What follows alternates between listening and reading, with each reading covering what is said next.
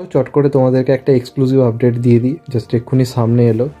তো এই মুহূর্তে দাঁড়িয়ে এই বছর অনেক অনেক কমার্শিয়াল কাজ আসছে এবং সেই কারণে আমি প্রচণ্ড খুশিও রয়েছি।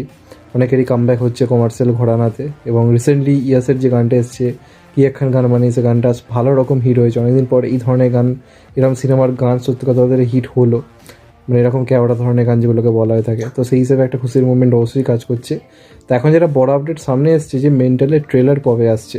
তো মেন্টালের ট্রেলার আসতে চলেছে কালকেই, ওয়াইটি ফিল্মসের ইউটিউব চ্যানেলে আসতে চলেছে কালকে ট্রেলার। এবং টাইমটা তোমাদেরকে জানিয়ে দিই, টাইমটা হচ্ছে বেলা 12টা।